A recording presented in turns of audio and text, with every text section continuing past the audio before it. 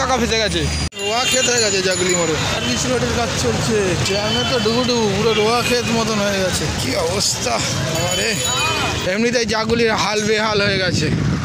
এক সাইডে রাস্তায় কাজ হচ্ছে আর এক সাইড দিয়ে গাড়ি চলছে, এত যানজট। আর ওই দিক দিয়ে জিসিবিতে গাড়ি লোড করে দিচ্ছে। মোড়ের মাথাতে তো একটা সাইড বন্ধ হয়ে গেছে, কৃষ্ণনগর চাকদা রানাঘাটের দিককে যেতে বাঁ দিকটা বন্ধ করে দিয়েছে সার্ভিস রোড। এই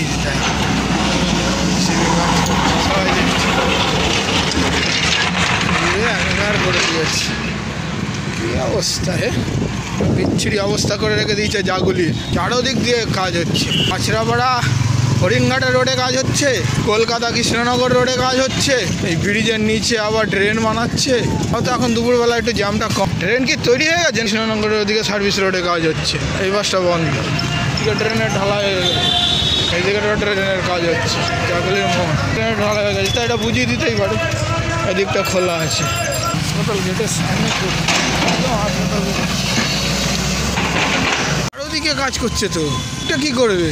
ওদিকে জাগুলির এই অবস্থা, তারপরে কিছুটা এসে এইখানে তো জ্যাম দেখো শুধু জাগুলি বিএসএনএল এক্সচেঞ্জের পাশে।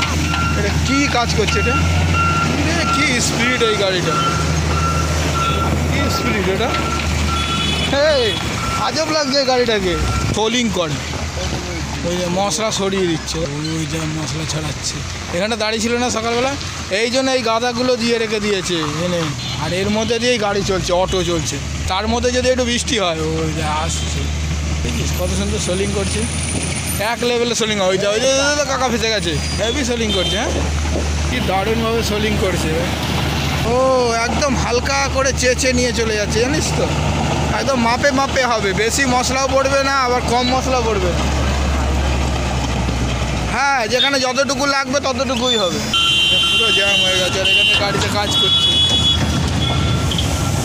এদিকে পুরো জ্যামে পুরো 6 লাখ, যেখান থেকে সেখান থেকে কাজ করছে। এ বাবা, এটা কি গাড়ি? এটা মোটর সাইকেলের মধ্যে ভ্যান বানিয়ে দিয়েছে, ডিসকভার ভ্যান। হ্যাঁ।